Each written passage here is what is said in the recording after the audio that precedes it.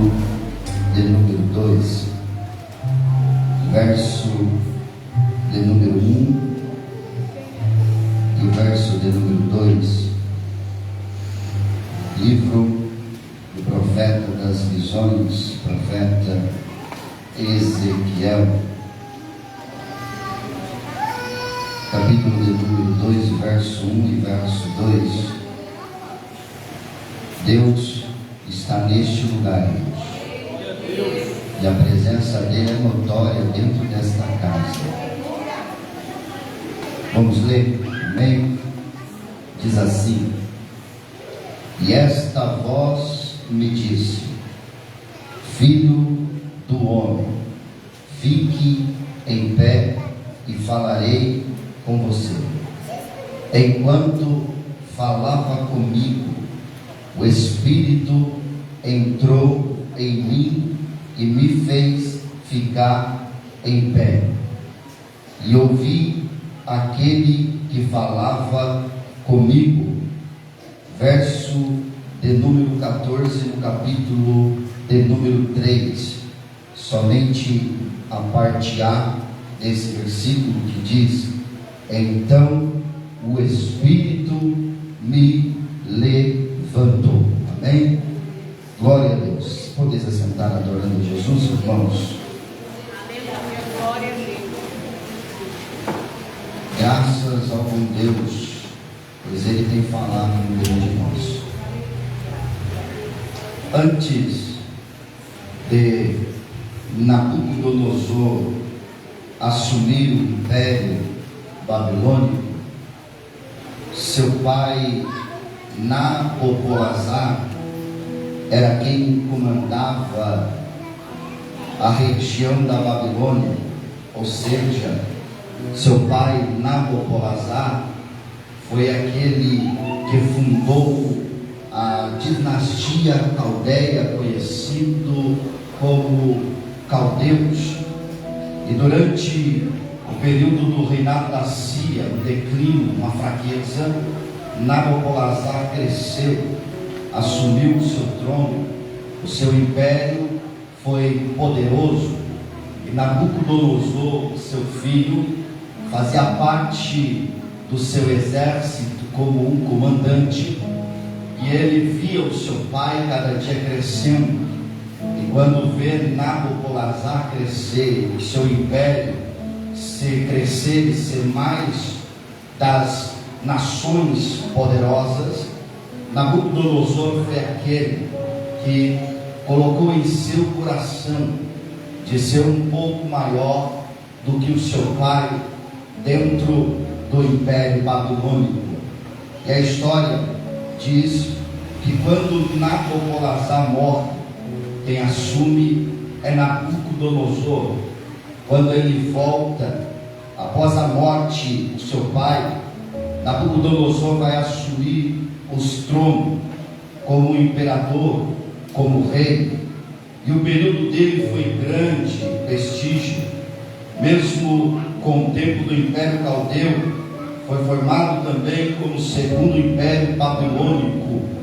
Então, todas as regiões temiam, ao ponto de Nabucodonosor ser respeitado. Assim aconteceu com a cidade de Judá e Jerusalém, quando o rei era obrigado a pagar tributos para Nabucodonosor, e acaso se ele não pagasse o tributo, Nabucodonosor iria destruir, ao ponto de destruir toda a cidade, toda a casa e toda a população. Só que a Bíblia é clara em dizer: e levantar os seus profetas, como Isaías, como Jeremias e como Ezequiel. O profeta Isaías, no capítulo de número 1, ele vem anunciar que a filha está enferma, ou a nação está doente, das pontas do pé até o alto da cabeça. E podemos observar que o profeta Isaías, ele anuncia sobre o reinado do Messias, sobre o reinado de liberdade, ao ponto que Deus permite que a nação de Israel passe por mãos dos inimigos, para que possa aprender a entender que é Deus que está no controle e na direção de tudo, ao ponto do rei Tiglat-Pileser levantar e colocar sobre os ombros de alguns das nações de Israel o seu jugo, e por um período de um tempo ele ser guiado pela mão do inimigo, ao ponto de Deus adentrar na história e dizer através do profeta Isaías que o jugo seria despedaçado por causa da unção. Isso mostra a liberdade, o controle, a determinação de que Deus está na direção de tudo, e por falta de aviso não é, porque o povo se declinou, se desviou dos caminhos do Senhor.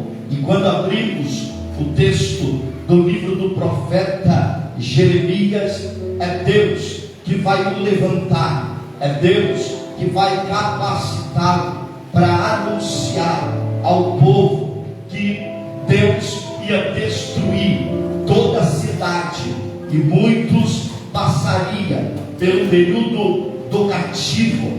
Deus ia destruir até mesmo o templo que Salomão edificara, e ao ponto do povo dizer que Jeremias era doido, louco. Eles não queriam acreditar. E o profeta Jeremias foi o profeta que passou o período dentro de prisões, calabouços e presídios, mas isso não o deixou, isso não o fez calar, para poder anunciar, para poder dizer a todo o povo de Israel que Deus ainda estava de braços abertos para o recebê-los. E ponto a Jeremias levanta. Interessante que quem vai levantar contra Jeremias é aqueles que se dizia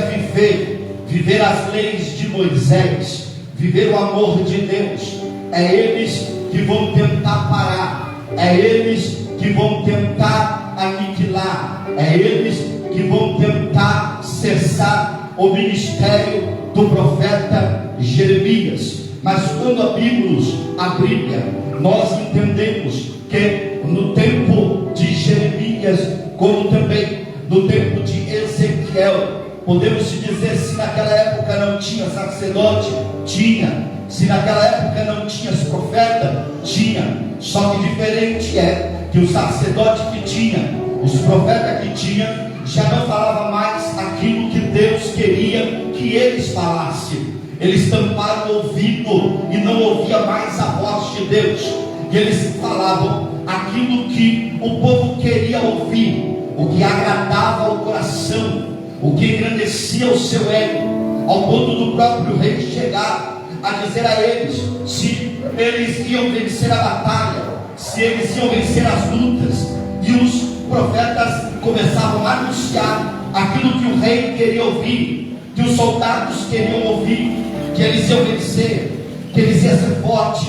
Mas Deus vai pegar um jovem na idade de 18 anos, estar aprendendo o ministério sacerdotal, e vai começar a anunciar, ser diante de um povo incrédulo, diante de uma sociedade que perdeu totalmente a sua intimidade, que perdeu totalmente a comunhão com Deus, para ser um porta-voz de Deus na terra e começar a anunciar: ainda não acabou, Deus está com os braços abertos. E quando olhamos no capítulo de número 24 do livro dos Reis, a Bíblia diz que Nabucodonosor entra dentro da cidade e leva cativo mais de 10.000 judeus. Dentre desses judeus está Daniel. Dentro desses judeus está Ananias, Azarias e Misael. Dentro desses que está cativo está agora também o profeta Ezequiel.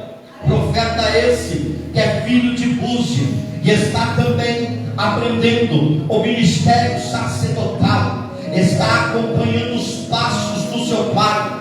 Eu vejo a empolgação de ele trabalhar dentro do templo, de acender o incenso ao Senhor, de fazer sacrifício a Deus pelo povo, de levar a oração do povo a Deus.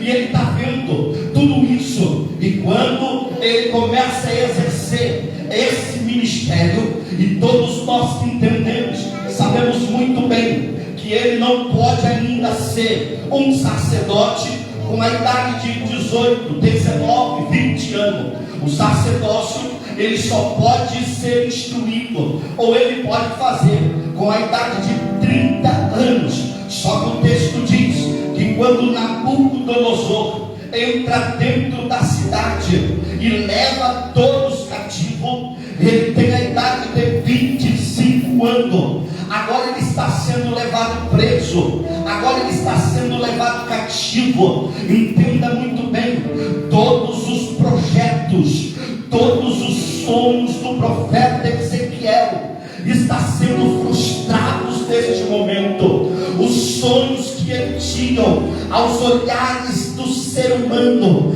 aos olhares terrenos, não vai mais acontecer. O sonho de trilhar o caminho dos seus pais não vai mais acontecer. O sonho de ele ser um sacerdote reconhecido, respeitado diante da sociedade e aos olhos humanos não vai mais acontecer.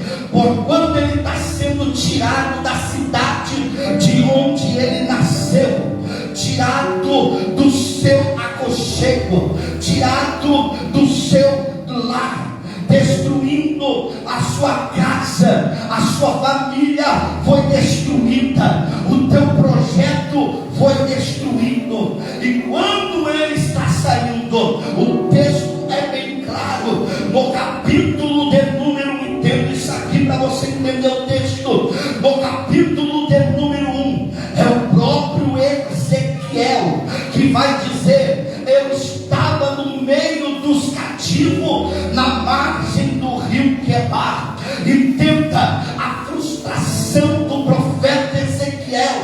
Eles não têm mais força, eles estão cansados, não tem força para cantar, não tem força mais para rir, não tem força mais para poder caminhar. E isso é notório, porque o Salmo de número 137 vai anunciar que eles estão cabisbaixo, entristecidos, ao ponto de alguém chegar a dizer para eles: canta um hino para nós. E eles vão dizer: não temos mais força, pois penduramos a nossa harpa no salgueiro, não temos mais vontade, não queremos mais caminhar, os nossos sonhos foi frustrado, o nosso sonho acabou, não temos mais motivo para poder sonhar, não temos mais motivo para poder continuar, não temos mais motivo para poder prosseguir. Quem olha para dentro do rio Quebar, dentro daquele exílio, dentro para o povo que está cativo, aos olhos humanos, aos olhos terrenos, vão anunciar: cadê seu Deus? Cadê o Deus que fez a promessa lá atrás? Cadê o Deus que fez maravilhas no meio do Egito? Cadê o Deus que derrubou com um grito a muralha de Jericó? Cadê o Deus que diante do Mar Vermelho abriu para o povo passar? Cadê aquele Deus que no meio do deserto não deixou faltar alimento? Cadê aquele Deus que no meio do deserto não deixou faltar água? Cadê aquele Deus que no meio do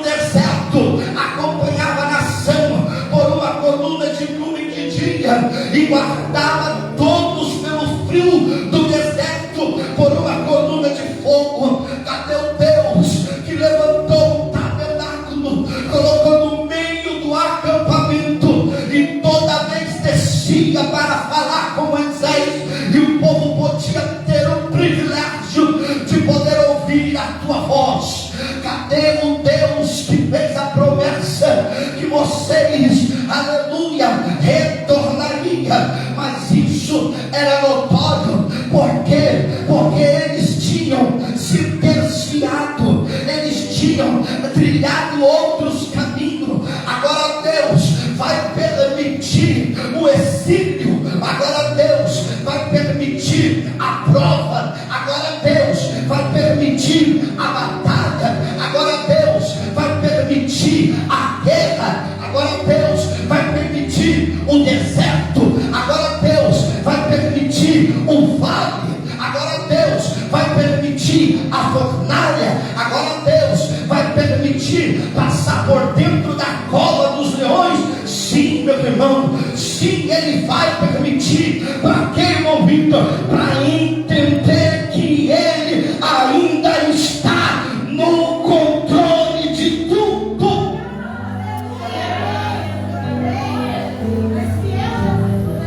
Só para você entender, mas eu lembrava de nós vemos.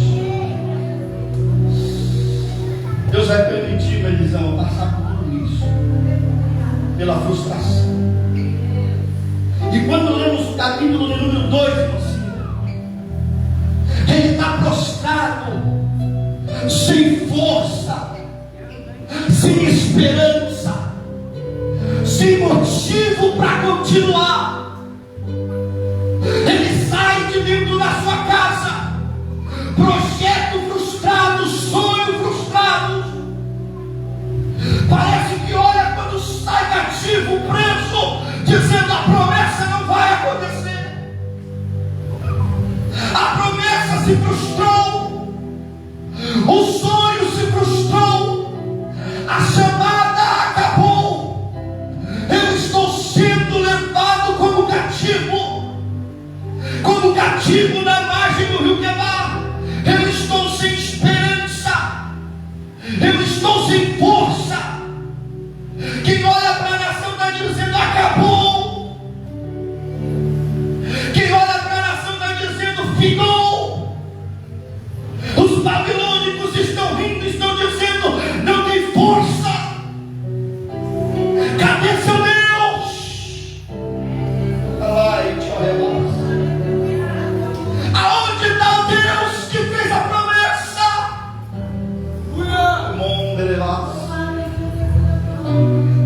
Ele sai com a idade de 25 anos da cidade. São 5 anos ele está frustrado na margem do rio Quebar. 5 anos esquecido, 5 anos sem força, 5 anos abandonado.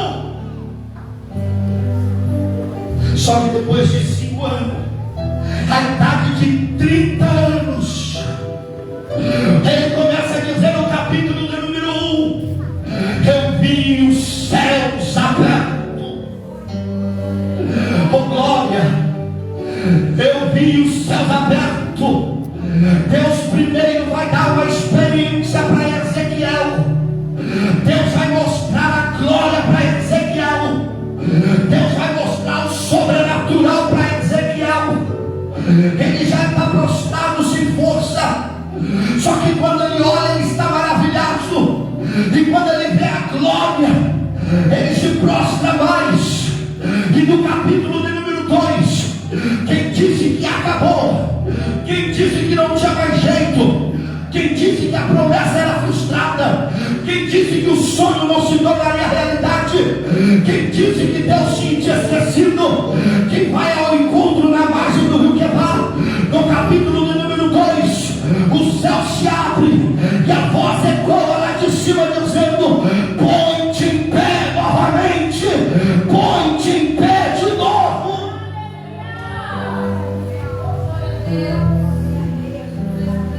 Põe-te em pé e eu falarei contigo.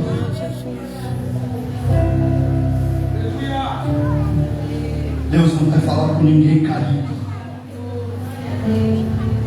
Deus vai fazer você ficar de pé para poder ouvir a voz dele. O justo pode cair, mas não ficará prostrado, pois eu, Senhor, o levantarei. Eu estou sentindo Deus aqui dentro dessa casa. Irmãos, entenda o texto. Deus está dizendo para Ezequiel: coloque-se de pé, Ezequiel. É tempo de eu começar a falar contigo no meio da dor. É tempo de eu começar a falar contigo no meio do vale. É tempo de eu começar a falar contigo no meio do deserto. É tempo de eu começar a falar contigo no meio da batalha. É tempo de eu começar a falar contigo no meio da fornalha. É tempo de eu começar a falar contigo dentro da cova. Ele está dizendo: é tempo de você ficar de pé, porque Deus quer falar com você ainda.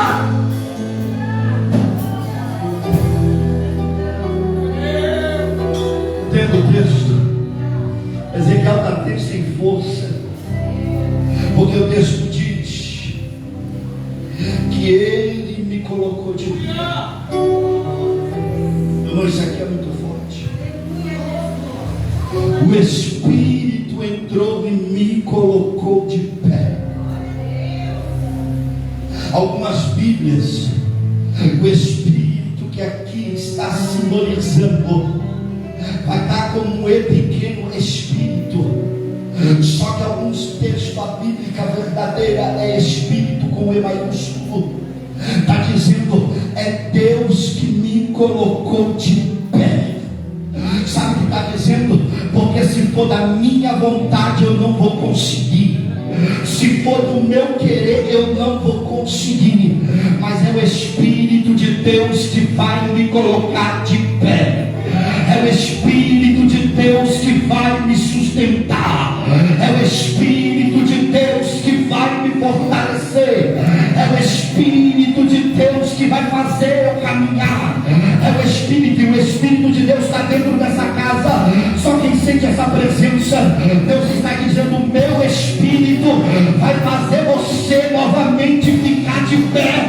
O meu Espírito vai fazer você novamente caminhar. O meu Espírito vai fazer você novamente lutar. É o meu Espírito. Aleluia. Espírito Santo,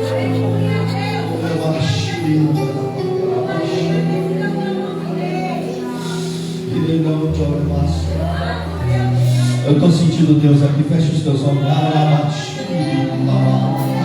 O Espírito Santo está colocando pessoas de pé aqui. Mas o convite, o mover do culto, eu senti, você sentiu. É o renovo de Deus para a tua vida. E dentro dessa palavra, na confirmação do mover do culto, Deus está dizendo: pela tua força você não consegue, pelo teu querer você não vai prosseguir. Mas eu trouxe você aqui nesta noite para dizer: é o meu Espírito que vai te sustentar. É o meu Espírito, Ramon do Levanta, é o meu Espírito. É só quem sente esse Espírito. Eu estou sentindo uma graça sobrenatural dentro dessa casa. Deus está dizendo para mim: Vitor, fala para a minha igreja que meu Espírito está dando força para quem está aqui nesta noite. Só que veio para adorar. aleluia, Jesus.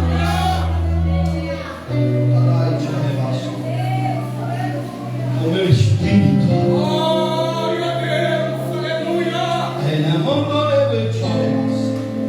É o meu Espírito, Julião. É o meu Espírito que te sustenta. É o meu Espírito que dá força. Eu estou dizendo isso porque Deus está mandando dizer: Zaqueu, é o meu Espírito que te sustenta. É o meu Espírito que te dá força. Se não fosse o meu Espírito, você não chegaria aqui. Se não fosse o meu Espírito, você estaria lá fora caída. Mas o meu Espírito te trouxe aqui para dizer: eu te coloco de pé.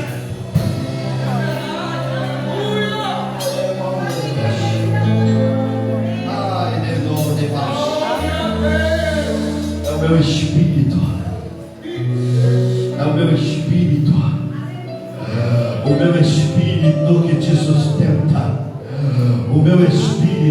conforta, o meu Espírito que te consola, o meu Espírito que te renova, o meu Espírito é o meu Espírito, é o meu Espírito, é o meu Espírito, é o meu Espírito. Interessante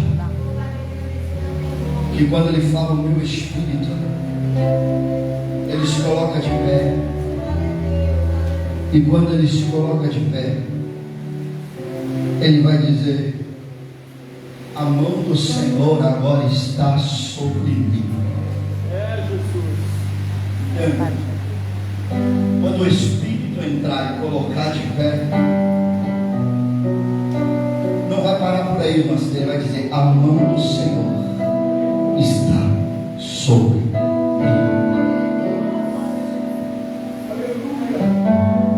A mão do Senhor que guia,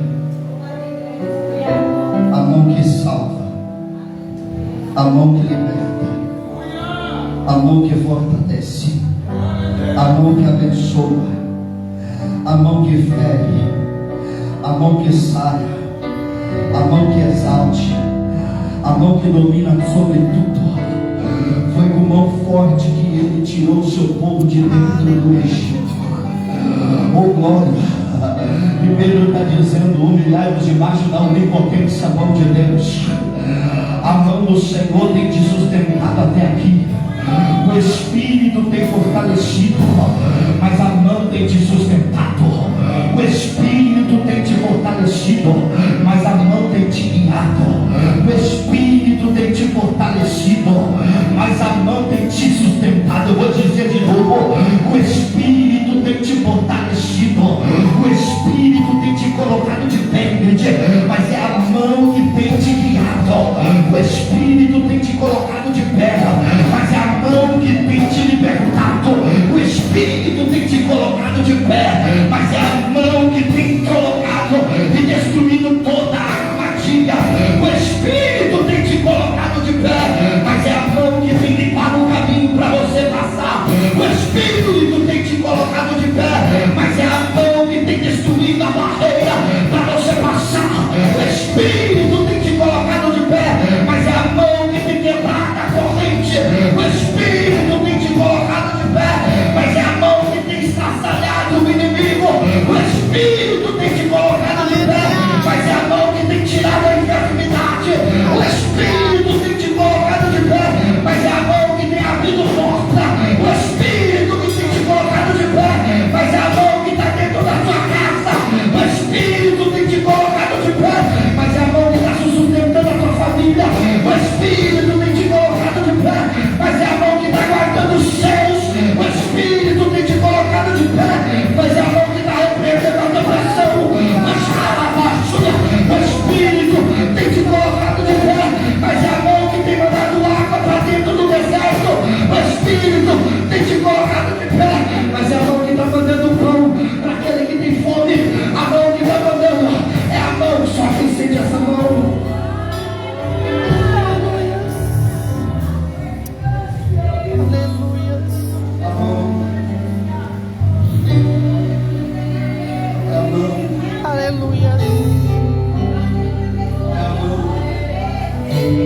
Só quem veio para adorar, adora. Se você tem liberdade com o Espírito Santo, comece a adorar Ele nessa casa. Se você tem intimidade com o Espírito Santo, comece a expressar a tua adoração a Ele. Quebra as correntes, quebra as barreiras, porque eu estou vendo, acredita quem quiser, eu estou vendo uma mão poderosa sobre esta casa. O Espírito está te sustentando, mas a mão não tem largado você.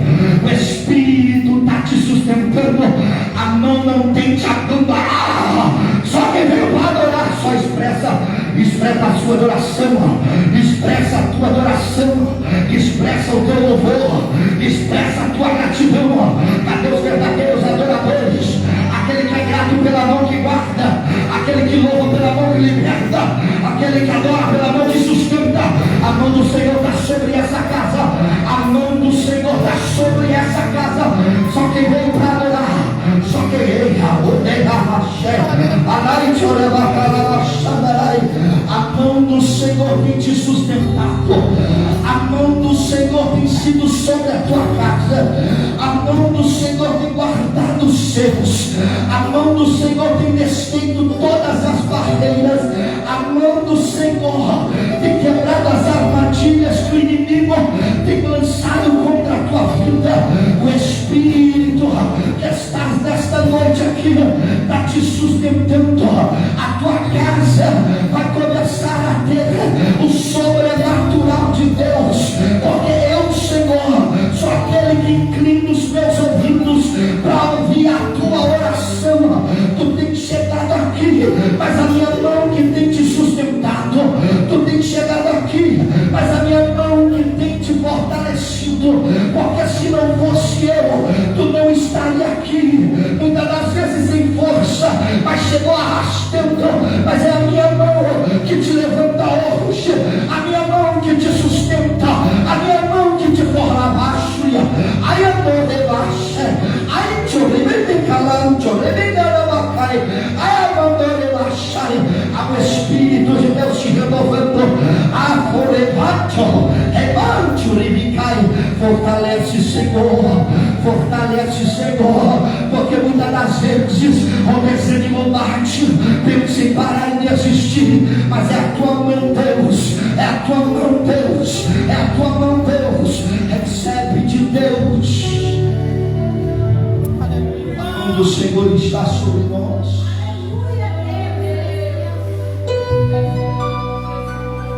A mão do Senhor está sobre nós.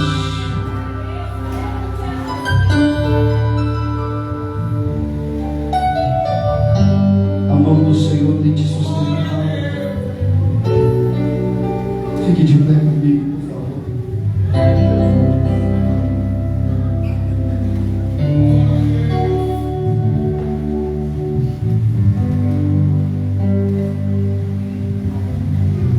A mão do Senhor.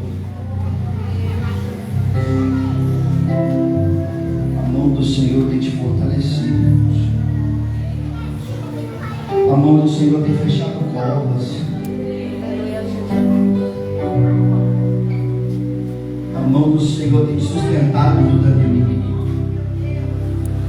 Se não fosse a mão do Senhor, você não estaria aqui, viu? A mão do Senhor ainda tem projeto na tua vida. O inimigo fez de tudo para te calar, viu? Mas o projeto que Deus tem é para ser um instrumento dele nas mãos dele. Não desista da tua chamada, viu, Danilo? Ainda tem projeto para a tua vida. Assim como estava desanimado Ezequiel, o Senhor mandou o teu Espírito e o fortaleceu. Assim Deus está dizendo para você: eu mando o meu Espírito para te fortalecer. Eu mando o meu Espírito para te colocar de pé novamente.